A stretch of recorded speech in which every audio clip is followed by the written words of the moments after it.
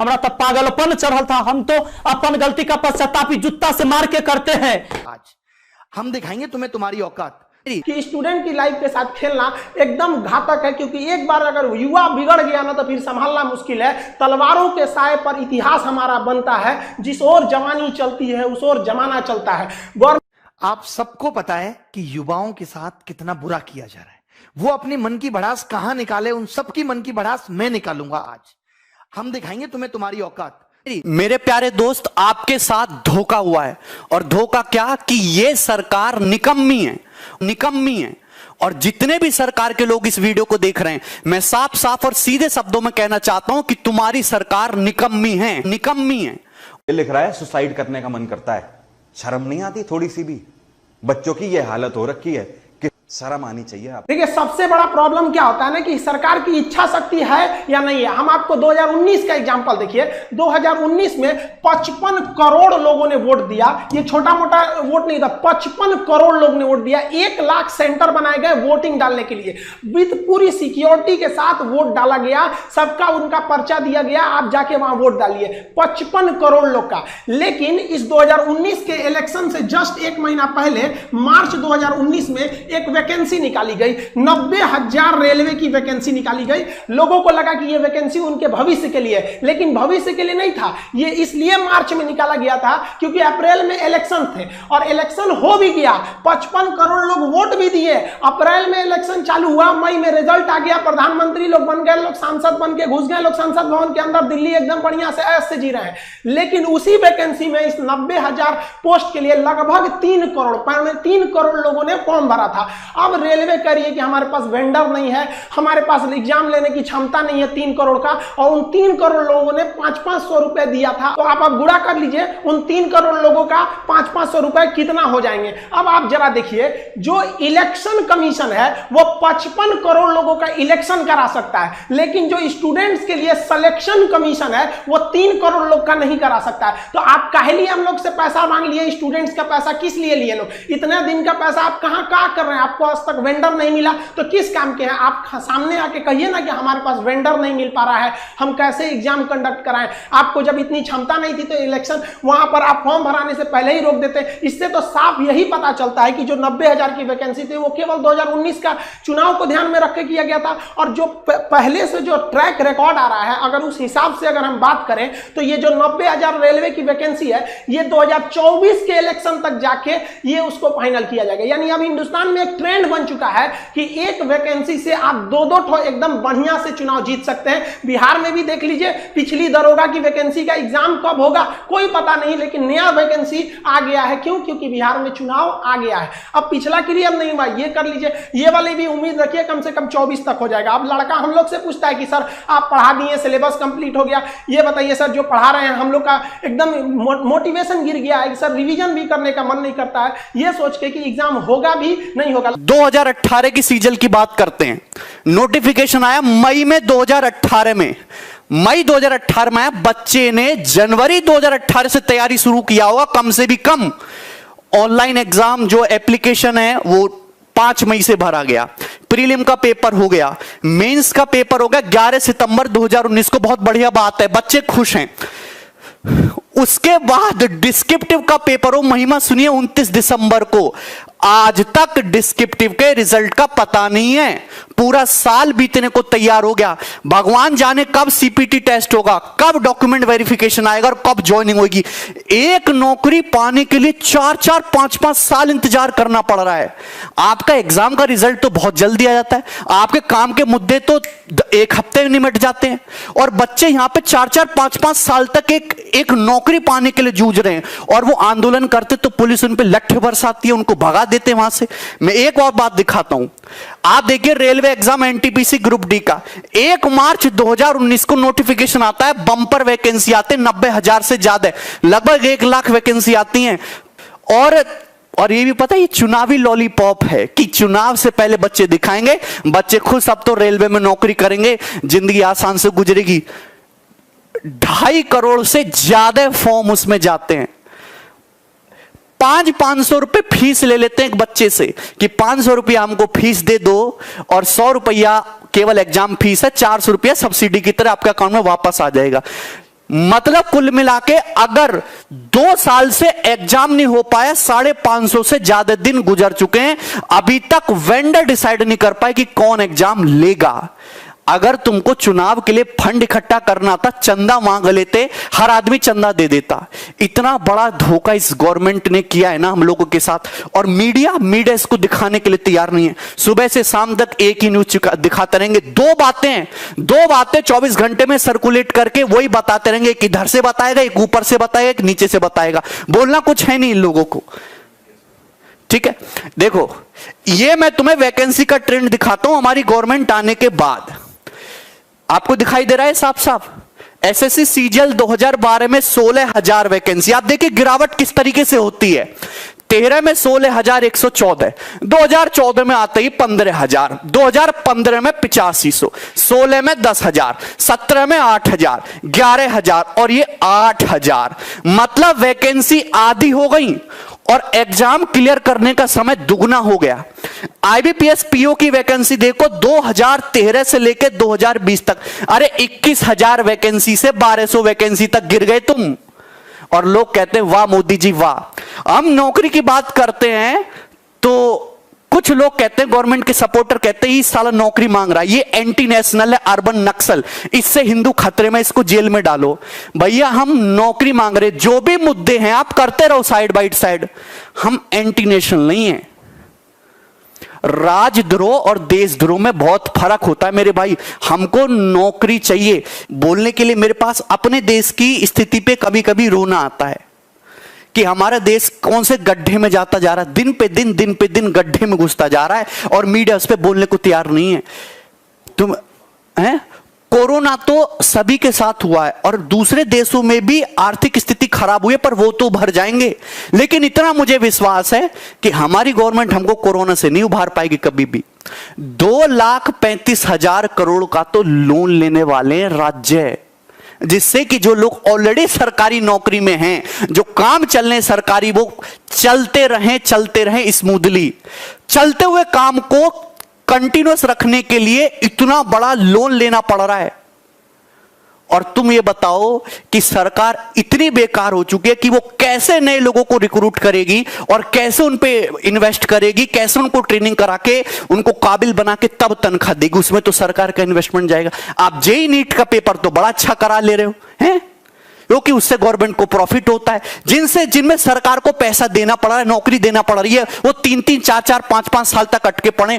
3 साल तो minimum time है, 7-8, 8-8 साल से लोगों की नौकरियां अटकी पड़ी हैं। किसान हमारा परेशान है, छोटा जो बिजनेसमैन है, जो छोटा व्यापारी है वो परेशान है, स्टूडेंट परेशान है, टीचर परेशान है, सब परेशान है। मौज में बड़े बड़े बिजनेसमैन, बड़े बड़े लोग, अडानी अंबानी जैसे, वो मौज ले रहे हैं, नेता सांसद मौज ले रहे हैं।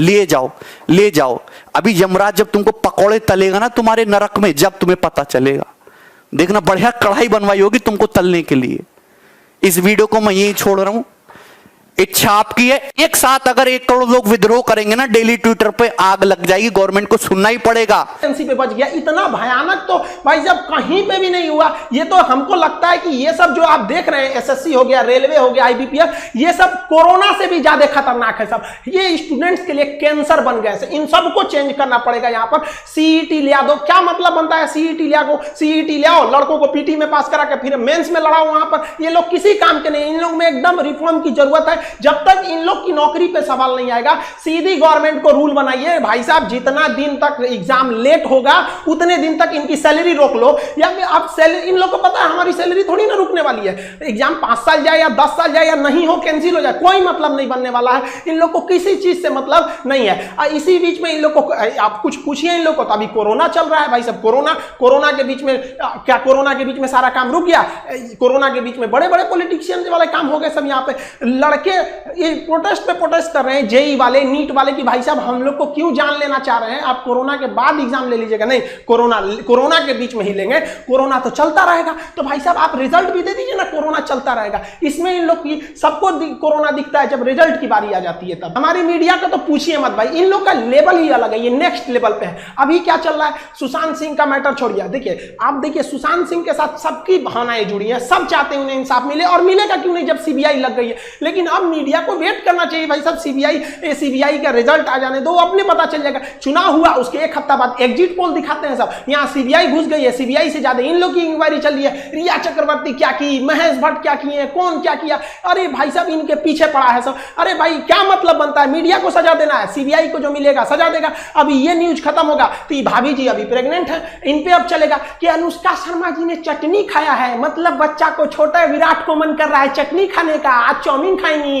यही सब चलेगा। देखिएगा कम से कम 3 महीना ये ब्रेकिंग न्यूज बनेगा। लेकिन बच्चा भूख से मर रहा है, स्टूडेंट बाढ़ में परेशान है, उसका कॉपी किताब बाढ़ में दह गया, इससे कोई दिक्कत नहीं है। स्टूडेंट भाड़ में जाए, मजदूर भाड़ में जाए, इससे कोई मतलब नहीं है। रिजल्ट आएंगे सबकी नई टाइम से, इनको मतलब नहीं है। लेकिन ये लोग ब्रेकिंग न्यूज बनाएंगे, ऐसे जो फिल्म इंडस्ट्री होता है, लेकिन जो विद्यार्थी है, जो इस देश का आगे का भविष्य, उनसे कोई मतलब नहीं है इन लोग को। देखिए युवाओं में जो एक गुस्सा था, वो गुस्सा धीरे धीरे एक बारूद बन गया, अचानक फूटा। वो कभी भी नरेंद्र मोदी जी को उम्मीद नहीं थी कि ये रिकॉर्ड बनाएंगे 3.5 लाख डिसलाइक का। हम लोग ये कल्पना नहीं किए थे कि इन्हें कमेंट ऑफ करना पड़ेगा। हालांकि मोदी जी के अक्सर वीडियोज में कमेंट ऑफ रहते हैं, ये मुद्दा नहीं है, लेकिन एक प्रधानमंत्री के वीडियो पर 3.5 लाख डिसलाइक चले जाना, और मतलब लाइक से 10 गुना डिसलाइक जाना, ये क्या मतलब बना रहे हैं आप? सड़क मूवी के ट्रेलर को पीछे करना चाह रहे हैं? अब समझ में आ रहा है आप लोग को, टाइम रहते सुधर जाना चाहिए किसी को भी, वरना अंग्रेजों ने भी यही गलती किया था। उन्होंने कहा था कि ये लाठी लेने वाला गांधी क्या करेगा, ये भगत सिंह क्या करेगा, खुदीराम बोस क्या करेंगे, क्या करेंगे लोग, पता चल गया क्या कर लेंगे। तो स्टूडेंट को अंडरटेकिंग नहीं लेना चाहिए कि भाई ये कुछ नहीं कर पाएगा, ये भी भाई कुछ भी कर सकता है। जिस तरह से आप इनके साथ खिलवाड़ कर रहे हैं, याद रखेंगे कि 24 में ये सब भी जाएंगे सब। और हर स्टेट वालों को कहते हैं कि भाई देखिए ये इलेक्शन का मुद्दा नहीं है, ना ही ये पॉलिटिशियन का मुद्दा है। मुद्दा ये है कि एसएससी, रेलवे, आईबीपीएस क्यों बर्बाद कर रही है। हम लोग गवर्नमेंट को केवल इसीलिए टारगेट कर रहे हैं क्योंकि ये संस्थाएं गवर्नमेंट के अंडर में काम करती है, वरना हम लोग को राजनीति से क्या मतलब है। टीचर अपने राजनीति से दूर रहता है, कोई इसमें भाग नहीं लेता है। लेकिन आज बताइए कौन सा टीचर बगावत करने के लिए नहीं उतरा है। अब टीचर उतरेगा तो स्टूडेंट उतर जाएगा। हम लोग के लिए सबसे बड़ा चीज होता है स्टूडेंट। पहले हमारे लिए स्टूडेंट है, उसके बाद कुछ चीजें होते हैं, और स्टूडेंट के लिए खड़ा होना पड़ेगा। हम स्टूडेंट, हमारे पास मैसेज पे मैसेज आ रहा है कि सर आप भी कुछ करिए। एक्चुअली क्या था कि हम अनाथ आश्रम को लेकर थोड़ा सा बिजी थे, हम घर पे नहीं थे। आप लोग भी देखेंगे स्टूडियो हम घर पे नहीं बना रहे हैं, बाहर से बना रहे हैं। थोड़ा अनाथ आश्रम में कुछ प्रॉब्लम आए, वहां आए लड़कों को देखे। हम टीचर्स को भी बहुत बहुत धन्यवाद देते हैं, हर जगह के राज्यों को कहते हैं आप आगे बढ़िए। मराठी आप सोइए मत, कहां गए आप लोगों, छत्रपति शिवाजी महाराज का वो जुनून आप दिखाइए इसमें। राजस्थान के राजपूतों उठो, याद करो अपना इतिहास, एक बार फिर क्रांति की जरूरत होती है। हरियाणा के जाटों को कहते हैं, जिस समय आपको आरक्षण लेना था, पूरी दुनिया देखी कि किस तरह आप लोगों ने सरकार के ऊपर चढ़ के अपनी बात मनवा ली। आज वो वक्त आ गया, आप क्या करेंगे आरक्षण को लेकर, क्या करेंगे रिजर्वेशन लेकर, जब आपके पास वैकेंसी ही नहीं रहेगी। हर जगह से एक एक राज्य को, यूपी बिहार आप लोग वालों के लिए तो या तो नौकरी करो या तो खेती करो, दूसरा कोई ऑप्शन ही नहीं बचा। किसी एक स्टेट की बात नहीं कर रहे हैं, हर स्टेट की बात उठाइए, क्योंकि जब हर स्टेट से बात उठेगी तब समझ में आएगा कि नहीं ये पॉलिटिकल मुद्दा नहीं है, क्योंकि हर स्टेट में अलग अलग गवर्नमेंट है। किसी एक जगह से अगर बात उठने लगेगी तो फिर इससे गवर्नमेंट कहेगी ये तो पॉलिटिकल स्टैंड है, ये किसी विपक्ष ने चालू किया होगा। लेकिन हर जगह से बात उठी, आप बताइए ना कौन सा स्टेट गवर्नमेंट है जो आपको टाइम से जॉब दे देता है, चाहे वो राजस्थान हो, गुजरात, महाराष्ट्र, मध्य प्रदेश, उत्तर में यूपी, बिहार, झारखंड, सबका तो यही हाल है। बंगाल से लेकर कहीं भी, किसको आप सही कहेंगे, किसको गलत कहेंगे। जब तक आप एक नहीं होंगे तब तक ये आपको बर्बाद करते रहेंगे सब। अगर आप गलती से बोल दिए ना हमें जॉब चाहिए, हम क्या चाहते हैं, हमको कुछ चाहिए, हमको बस लड़कों को जॉब दे दीजिए। भाई साहब उनका कितना बड़ा सपना होता है, 30-40 हजार की नौकरी चाहिए, उन्हें नहीं चाहिए आपकी तरह हेलीकॉप्टर, प्लेन और संसद भवन का वो बिल्डिंग नहीं चाहिए। वो बेचारा खुश हो जाएगा, केवल 30 से 40 हजार की नौकरी में खुश हो जाएगा, वो बस उसको दे दीजिए, इससे ज्यादा नहीं चाहिए। अगर कहिए ना तो लोग कमेंट करते हैं कि पहले जनसंख्या कंट्रोल करो, एंटी नेशनल हो गया, तुम गवर्नमेंट के खिलाफ बोल रहा है। अरे भाई हम क्या खिलाफ बोल रहे हैं? गवर्नमेंट ने खुद बोला था 2 करोड़ नौकरी देंगे। 2014 से लेकर 2020 के बीच में अगर आप 6 साल के बीच में देखेंगे तो 12 करोड़ नौकरी देना चाहिए। हमको क्या लगता है, गवर्नमेंट खुद नहीं कह सकती हम 12 करोड़ नौकरी दिए हैं। अगर गवर्नमेंट कहेगी ना अपने पुराना डाटा के हिसाब से कि हमने 2 करोड़ का वादा किया था, अगर केवल ये बात बोल देंगे ना तो इससे भयानक डिसलाइक चला जाएगा। अब हम क्या, भाई साहब जनसंख्या, हम मानते हैं जनसंख्या प्रॉब्लम है, तो गवर्नमेंट को किसने मना किया कि आप जनसंख्या नियंत्रण का कानून मत लाइए? 2 मिनट में 370 हट जाता है। जीएसटी जिसे कांग्रेस परेशान हो जाती है लागू कराते कराते, एक झटके में मोदी जी लागू कर देते हैं। नोटबंदी जैसे चीज पर कोई हाथ लगाना नहीं चाहता है, रातों रात नोट बदल जाता है। लेकिन आपको अगर जनसंख्या प्रॉब्लम है, रातों रात नियम लगाइए कि 2 से ज्यादा नहीं हो सकते। जनसंख्या जो प्रॉब्लम है वो है, लेकिन जो आज बच्चा पैदा हो रहा है वो 20 साल बाद नौकरी मांगेगा। लेकिन उनका क्या हो गया, जिनका डेट ऑफ बर्थ 1995 2000 के बीच में रहता है, ये लोग अभी जॉब मांग रहे हैं। इनकी समस्या नहीं है। हाँ, वो भी जरूरी है, ये भी जरूरी है। कौन रोका है आपको? आप दोनों कीजिए, हम लोग आपके साथ हैं, कोई ना आपका विरोध करता है। आज तक आप इतिहास उठा के देखिए, किसी भी टीचर का आप वीडियो उठा के देखिए, उसके प्लेलिस्ट में जाइए, 2 साल 3 साल पुराना वीडियो देखिए, वो कभी नहीं कहेगा कि गवर्नमेंट खराब है। वो पढ़ाई से रिलेटेड बात करेगा, जहां आप अच्छे हैं अच्छा कहेगा, जहां आपकी नीतियां गलत है गलत कहेगा। चाहे किसी भी टीचर का देखिए, टीचर कभी राजनीति नहीं करता, लेकिन आज मजबूर कर दिया गया, मजबूर किया गया कि आप खड़े होइए। और शुक्र मनाइए सरकार की अभी कोरोना है, वरना लड़के सड़क पे नहीं उतरे हैं। वरना अगर ऐसा ही हाल रहा ना तो हम गारंटी देते हैं कि लड़के सड़क पे उतर जाएंगे, और नहीं उतरे ना तो हम लोग उतार देंगे। यहां पे हम गारंटी, कसम खाते हैं भारत मां की, अगर नहीं सुधरा ना तो लड़कों को उतार दिया जाएगा सड़क पर। फिर दिल्ली में जगह नहीं बचेगी लड़कों को बैठाने के लिए। दिल्ली का क्षेत्रफल उतना नहीं है जितना भारत के युवाओं हैं, उतना भर जाएंगे ना, फिर जगह नहीं बचेगी। फिर एक क्रांति आ जाएगी यहां पर, जिसे इतिहास में लिखा जाएगा कि एक ऐसी क्रांति थी जो भारत के युवाओं ने अपने भविष्य के लिए लिखा था। मत खेलिए, मत ललकारिए युवाओं को, वरना ये एक दिन युवा उत्पाद ये इसका सर घुमा ना तो ये अपनी हद नहीं देखता है, दुश्मन का सरहद पार कर देता है यहां पर। इसको प्लीज हम हाथ जोड़ के कहते हैं, इसको जल्दी से जल्दी निपटारा कीजिए। ऐसे समझ, ये एकदम ज्वलंत मुद्दा है, लड़का कहां जाएगा? और कोरोना के बीच में तो सबके मन में एक भावना पैदा कर दिया है कि कोरोना जैसे आपातकाल में एक घर में एक सरकारी नौकरी का होना जरूरी था। इसलिए लड़का तैयारी कर रहा है कि प्राइवेट वालों का जॉब चला गया, जिनकी सरकारी थी कम से कम कुछ तो मिल रहा था वहां पर। आप खिलवाड़ किए जा रहे हैं। एसएससी, रेलवे, ये क्या है? लोग पहले दिल लगाने से बर्बाद होते थे, आज एसएससी का फॉर्म भरने से बर्बाद होते हैं। गवर्नमेंट किस तरह से सोई है आप सोचिए। लड़कों का रूम रेंट, बेचारे जो दिल्ली में, कोटा में, पटना में, लखनऊ, इलाहाबाद, जहां जहां पढ़ रहे थे, बेचारों का 30-30 हजार रुपया रेंट हो गया है। गवर्नमेंट कुछ कहती नहीं है। भाई साहब, हम तो मकान मालिकों से भी कहते हैं, हाथ जोड़ के आप भी थोड़ा सा इंसानियत के रूप में देखिए। हमारे पास लड़कों का कॉल आता है कि सर हम क्या करें, मेरा 30,000 रुपया रूम रेंट हो गया है। रूम के अंदर 5,000 का सामान है, सामान लेने जाएंगे 5,000 का, तो 30,000 का रूम रेंट हो जाएगा। इसलिए हमने सामाने छोड़ दिया कि भाई साहब रख लो। ये बताइए, एक लड़के से मजबूरी ने अपराध करा दिया। जो विद्यार्थी को आप कभी नहीं कह सकते कि विद्यार्थी बेईमान होता है, विद्यार्थी कभी चोर होता है, लेकिन मजबूरी में उसे आपने डाका डालने के लिए मजबूर कर दिया। क्या करेगा वो स्टूडेंट? कभी सोचा है कि इन स्टूडेंट के बारे में? एक स्टूडेंट के बारे में कहां से वो रूम रेंट देंगे? बेचारे किसान के घर के लड़के, मीडियम फैमिली के लड़के घर जाते हैं पढ़ने के लिए। जो लड़के भाग के आए हैं, होली की छुट्टी में आए थे, उनका सारा नोट्स वगैरह वहीं पे है, इसकी कोई चिंता नहीं है। लड़के कोटा में तैयारी करने वाले लड़कों का सारा नोट्स वहीं पे है, और यहाँ एग्जाम ले लो, एग्जाम ले लो।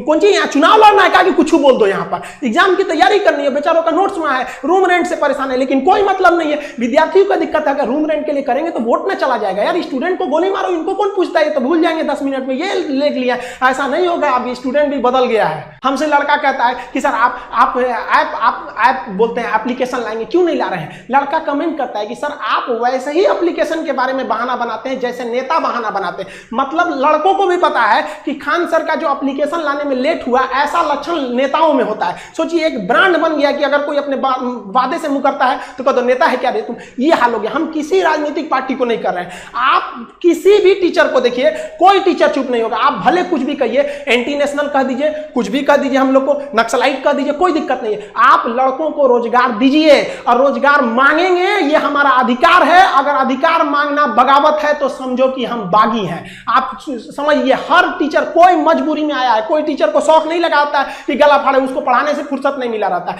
सो लड़का हमको कहता है सर एप्लीकेशन लाइए। अरे क्या एप्लीकेशन लाए यार, क्या पढ़ाएंगे? खुद का मनोबल गिर जाता है, पढ़ा के क्या करेंगे? रिजल्ट नहीं हो पाता है तो खुद से अंदर से इच्छा नहीं होती है किसी टीचर की कि जाके पढ़ाए। आज देखिएगा टीचरों को, हर स्टूडेंट्स को कहते हैं, आप अपने टीचरों को देखिएगा, आप जहां भी पढ़ते हैं उसके अंदर एक फ्रस्ट्रेशन होगा कि लड़का कहीं पूछ न दे कि सर पढ़ा तो रहे हैं, ठीक है, टाइम से सिलेबस भी खत्म होगा, एग्जाम होगा कि नहीं, क्या जवाब देंगे? लड़का बड़ा उम्मीद से पूछता है कि सर के पास पहुंच होगा, सर को पता होगा एग्जाम कब लोगे। क्या पता है हम लोग को कि एग्जाम होगा कि नहीं होगा? आप सब लोग जिस सोशल मीडिया प्लेटफॉर्म पे हैं, जहां भी है वहां इस पे आग लगा दीजिए। अपनी फोटो के साथ एकदम इसका ट्रेंड कर दीजिए। आप अगर फेसबुक पे हैं, अपने व्हाट्सएप के डीपी पे हर जगह लगाइए भाई जस्टिस फॉर स्टूडेंट, हर जगह आप इसको फैलाइए। आप जिस हिसाब से भी काम कर रहे हैं, अगर आप देखेंगे ट्विटर पे, तो ट्विटर पे आप हैशटैग इसको ट्रेंड कीजिए, speak up for SSC and railway student, इसको हैशटैग में ट्रेंड कीजिए, ज्यादा से ज्यादा ट्रेंड कीजिए ताकि सरकार तक इसकी आवाज पहुंचे। और इस सितंबर में शिक्षक दिवस का ये महीना आता है, सितंबर में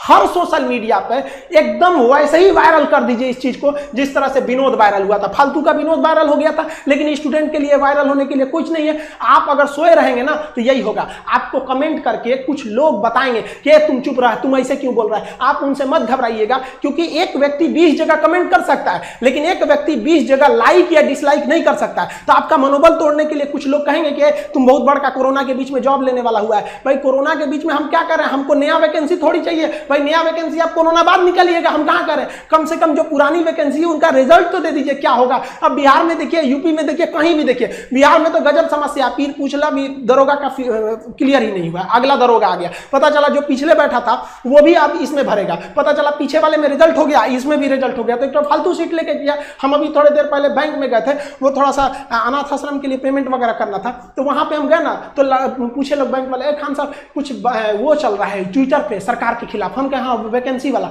तो कह रहे हाँ वो रेलवे वाला क्या और वो एसएससी वाला, उसका तो हम भी फॉर्म भरे थे। अब सोचो भाई वो लोग भी फॉर्म भर के, हर जगह ये समस्या है, किसी एक व्यक्तिगत समस्या नहीं है, ये स्टूडेंट्स की मांग है। इसे आप राजनीतिक मत समझे, सरकार दे दे। हम लोग सरकार का जिस तरह से विरोध कर रहे हैं उस तरह सरकार का समर्थन करने के लिए भी आ जाएंगे कि हाँ भैया आपने हमारी बात को मान ली थी। स्टूडेंट्स की ओर से हम ये एसएससी, रेलवे, इन सब को एक बात जरूर बताना चाहते हैं कि स्टूडेंट्स अपना भड़ास हम लोग के पास निकालते हैं। सर हम लोग का जितना भी मैसेज में मैसेज, अब इतना मैसेज आ गया है कि मोबाइल की कैपेसिटी खत्म हो रही है। इतना मैसेज का जवाब आदमी कहां से देगा।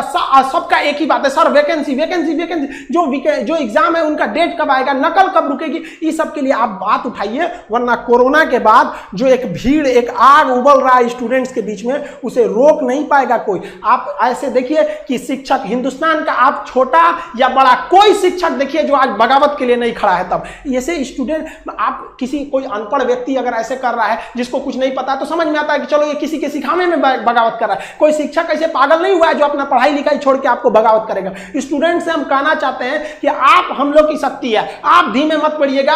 जो भी सोशल मीडिया है, ट्विटर पर हैशटैग ट्रेंड कीजिए ताकि ट्विटर पागल हो जाए। यूट्यूब पर जिस तरह से मोदी जी को समझ में आ गया, ट्विटर पर भी समझ में आ जाए। कहीं ना कहीं हमको तो ये लगता है कि मोदी जी इतने समझदार हैं, ऐसा बेवकूफी क्यों कर रहे हैं। कोई ना कोई है जो बीच में उनको ये सब चीजें पहुंचने नहीं दे रहा है, वरना उनको क्या शौक लगा है किसी को बेरोजगार घुमाने का। और अगर ऐसा है तो भाई बीच वाला जो है उसको देखिए, वरना कौन आदमी दोष किसको देगा। अच्छाई होती है तो उन्हीं को कहेगा, गलत होगा तो उन्हीं को कहेगा। हम लोग भी अपनी आवाज दबने नहीं देंगे। और आप स्टूडेंट्स लोग के भी हाथ जोड़ के विनती है कि अपने आवाज को दबने मत दीजिए। आप अपने गार्जियन, गली मोहल्ला, हर जगह पहुंचा दीजिए इस चीज को कि सरकार आपके साथ गलत कर रही है, चाहे वो किसी भी पार्टी की सरकार हो। हम किसी का नाम नहीं ले रहे हैं, ना ही हमें सरकार से कोई विपत्ति है। हम लोग को ये राजनीतिक नहीं है, ये हम लोग विद्यार्थियों की समस्या को उजागर करने के लिए आप उनके सामने लाए हैं। हम लोग की बातें अगर आपको तकलीफ लगती है तो भाई हम इसके लिए आप ही जिम्मेदार हैं। हम सारे स्टूडेंट को कहते हैं आप जो भी कमेंट करें, जो भी हैशटैग चलाएं, उसमें दो चीजों का ध्यान दें। कहीं भी हिंसा को बढ़ावा देने वाला काम ना करें और अभद्र भाषा का प्रयोग ना करें, क्योंकि अगर इस तरह का प्रयोग करेंगे तो फिर सरकार को एक बहाना मिलेगा आपके इस आंदोलन को कुचलने का। आप एकदम अहिंसक रूप से, एकदम सभ्य तरीके से अपना विरोध दिखाएंगे और हम ये उम्मीद करते हैं कि ये गांधी का देश है, एक दिन हम जरूर जीतेंगे। रात कितनी भी बड़ी क्यों ना हो, सुबह होने से नहीं रोक सकती है। सफलता एक दिन में भले ना मिले, लेकिन एक दिन तो जरूर मिलेगी। और ये विद्यार्थी अपना इतिहास अपनी हाथों से लिखेंगे, ये वादा है। अगर विद्यार्थी एक साथ जुटे तो सरकार को झुकना ही पड़ेगा। रहेंगे कुछ नेता लोग, देखो हमारा कोई पार्टी या पॉलिटिक्स से कोई मतलब नहीं है। जैसा बीजेपी वैसा ही कांग्रेस, वैसा ही आरजेडी, वैसा ही जदयू, सबका हाल वही है। अगर कांग्रेस का हाल बेकार नहीं होता तो बीजेपी नहीं आता, और आरजेडी का बुरा हाल नहीं होता तो जदयू नहीं आता। सबका यही समस्या है। मुझे किसी पार्टी से मतलब नहीं है, लेकिन मुझे अपने आदरणीय प्रधानमंत्री नरेंद्र मोदी जी से मतलब है। ये छात्र ने आपको बनाया है, ये छात्र ने आपको जिताया है, और केवल आपको अपने मन की बात करने के लिए प्रधानमंत्री नहीं बनाया था। कहेंगे कि तुम्हारा क्या जाता है भैया, तो आपको पता है जब आप देश के खातिर अगर कोई भी चीज युवाओं से आप कहते हैं कि भाई योगदान करो, अभी कोरोना वायरस के समय सब लोगों ने आपका योगदान किया। मैंने भी किया, 1 लाख रुपए डोनेट किया था मेरा अधिकार बनता है कि मैं आपसे सवाल पूछूं। मीडिया वाले आपसे नहीं पूछेंगे, क्योंकि मीडिया वाले आपके हिसाब से चलते हैं। मीडिया वाले वही चीज दिखाते हैं जो लोगों को देखने में मजा आता है, लेकिन बेरोजगारी पर कोई बात नहीं करेगा। व्यू नहीं होंगे, इसलिए बेरोजगारी पर बात नहीं होगा। उसको चर्चा केवल चाहिए कि रिया चक्रवर्ती किसके साथ आज घूम रही है, कल कहां सोई थी, परसों कहां सोएगी। रिया चक्रवर्ती के बारे में ही केवल चर्चा होगा। लोगों को मजा आता है, उस पर व्यू होता है, तो वीडियो उसी पर बनता है, उसी पर लोग चर्चा करते हैं, क्योंकि चैनल का टीआरपी बढ़ते रहे। और ये मजबूरी है हमारी कि एडुकेशन चैनल वाले अब पढ़ाई न करवा के ये सब चीजें पर उतर गए हैं। मैं आपको आज बहुत सारी बातें बताने वाला हूं, करने वाला हूं। जो भी लोग हैं जिनको परेशानी हो, क्षमा चाहते हैं। अब परेशानी हुई है तो क्या कर लीजिएगा, हमको इतना ही कर दीजिएगा। कभी गोली मार देगा कोई तो याद रखिएगा, इतिहास जब लिखा जाएगा तो मरने वालों में लिखा जाएगा, भागने वाले और बिकने वालों में नहीं होगा। सीधी सी बात है। अब ये बेरोजगारी की आलम यह है भैया कि अब आपको बता देते हैं, पढ़े लिखे लोग 2.5 करोड़ स्टूडेंट जो रेलवे का फॉर्म भरता है, जिसमें 500 रुपए सरकार लेती है। इस तरह से टोटल 12.5 अरब होता है रुपया, यानी कि 12 अरब 50 करोड़। बात समझ में आ रहा है? हमें समझ में आ रहा है, क्योंकि मैथ का मैं टीचर हूं तो मुझे समझ में आता है। हमारा गांव में 5 रुपए ब्याज चलता है मोदी जी, 5 रुपए सैकड़ा महीना का ब्याज चलता है। 3 रुपए मान लेते हैं कि मोटा रकम है तो 3 रुपए। अब 3 रुपए से हमने निकाला 3% से महीना का, क्योंकि महीना में ब्याज चलता है गांव में। तो इस तरह से 12 महीना में 12 36% हुआ, 2 साल में 72% हुआ, और ये 12.5 अरब का जो ब्याज हुआ वो 9 अरब हुआ। 2 साल आप लटका दिए रेलवे वाला फॉर्म भरवा के लड़का सबको 500 रुपया लेके। अब आप कहिएगा कि एग्जाम के बाद तो हम पैसा लौटा देते हैं, लेकिन बात यहां यह है कि पैसा तो आप लौटा दीजिएगा, 100 रुपया रख लीजिएगा, 400 लौटा दीजिएगा, लेकिन 2 साल में आपने बिजनेस कर लिया है 9 अरब का। भैया बहुत होता है 9 अरब, कोई साधारण बात नहीं है। अब देख लीजिए, आप कहेंगे कि इतना बकर बकर कर रहे हैं, भाई गरीब आदमी है। जब मेरे अकाउंट में केवल 1,23,000 रुपया था ना, तो 1 लाख रुपए हम पीएम केयर फंड में दिए थे। काहे जानते हैं कि कोरोना से लड़ाई लड़िएगा ना, तो कोरोना से लड़ाई लड़िएगा तो देश हित में ही पैसा जाएगा। ये पैसा से जब वैक्सीन बन के आएगा, या हमारे साइंटिस्ट लोग जब इस पर रिसर्च करेंगे वैक्सीन पर, तो खर्च लगेगा। तो आदमी किसके पास जो औकात था, 1 रुपया, 11 रुपया, 100 रुपया, 50 रुपया, 1 करोड़, 500 करोड़, 1000 करोड़ लोगों ने योगदान दिया, जिनसे जो हो सका। पूरा देश आपके साथ खड़ा था, और याद रखिएगा कि ये युवा बेरोजगार रहेगा तो आपके विरुद्ध खड़ा होगा। भैया तख्ता पलट जाएगा, ये बात पक्का सुन लीजिए। कहा कि आज हम दिल से बात कर रहे, दिल से बात किए थे तब ना मदद किए थे। अब देख लीजिए, 30 मार्च को मैंने योगदान दिया था 1 करोड़ रुपए। हमारा तब पागलपन चढ़ल था, हम तो अपन गलती का पश्चाताप जूता से मार के करते हैं, लेकिन याद रखिएगा कि जूता उस नेता को भी पड़ेगा जो वोट मांगने आएगा हमारे यहां। याद रखिएगा, ये पूरा देश में अब बवाल होने वाला है। अगर सही टाइम से एग्जाम नहीं लीजिएगा, युवाओं को रोजगार नहीं मिलेगा, तब आपके मन की बात नहीं होगी। हमेशा ये जनता के भी मन की बात होनी चाहिए। यहां पर आपको पता चले तो जिन लोगों को बुरा लगता होगा, सर्च कर लीजिएगा, प्रधानमंत्री राहत कोष में 1 लाख रुपए का योगदान दिया। मैथ मस्ती लिखिएगा, ये लाइन लिखिएगा, मैथ मस्ती लिखिएगा, जरूर आ जाएगा, आपको पता चल जाएगा। हमारा घर भी करकट का है, और फिर भी अकाउंट में 1,23,000 था, 1 लाख रुपया डोनेट किए थे, ताकि हमारे देश में खुशहाली आए और इस कोरोना वायरस से हमारा देश लड़े। ए भाई, वो बच्चा के पैसा दिया हुआ है, जो हम पढ़ाते हैं ना, वो वीडियो देखता है ना, वो व्यू होता है, उसे पैसा आता है, वो पैसा हम आपको दिए थे। पाप लगेगा ना, तो तनी ध्यान दीजिए यहां पर। ये देखिए, कहते हैं कथी कि स्थानीय खिलौने बनाकर आत्मनिर्भर भारत बनाइए। खिलौना तो हम बनल है, जैसे मन होता है आप खेल रहे हैं, जो आप कह रहे हैं लोग वही कर रहा है। अब हम कौन खिलौना बने? खिलौना तो जनता बन चुका है आप लोगों का। यह हमारे मोदी जी थे, ये हमारे नीतीश बाबू हैं। इनका चाल सुनिएगा, इनका चाल क्या है। अभी जब चुनाव आने वाला है तो बिहार पुलिस के बहाली निकाल देंगे, बिहार पुलिस के बहाली निकाल देंगे तो भारी संख्या में एग्जाम को करवा लेंगे, रिजल्ट नहीं देंगे। अब एग्जाम दे के लड़का फसल है कि अगर नीतीश जी नहीं आते हैं तो फिर आगे रिजल्ट नहीं आएगा, कोई ना कोई बवाल। चूंकि बिहार में कोई एग्जाम जो है ये ना है कि साफ सुथरा से हो, आप देख रहे हैं बिहार एसएससी का एग्जाम कितना साल में हुआ है, आदमी बूढ़ा गया, जवानी में दिया था एग्जाम और रिजल्ट आते थे बूढ़ा जाएगा। अब चूंकि बिहार में एग्जाम ऐसी होता है, तो ये क्या होगा कि रिजल्ट होगा चुनाव के बाद मजबूरन फिर नीतीश कुमार जी को चुनेंगे, शिक्षक के बहाली आ जाएगा, बिहार पुलिस के बहाली आ जाएगा, सारे बहाली, दरोगा सबके बहाली आएगा। ये कब होगा? चुनाव के टाइम में भैया। तो नीतीश जी का जो ये था, इसमें इन्होंने कहा कि नल जल का रख रखाव करने के लिए वार्डों को 2,000 रुपया मिलेगा। हे प्रभु, ये 2,000 कहला दे रहे हैं, नल जल के दशा दिखा दें। 33,000 करोड़ 33,000 करोड़ रुपए आपने बिहार में नल जल पर खर्चा कर दिया। आज आपको असलियत हम दिखाते हैं, इस वीडियो में देखिएगा आप लोग जरूर।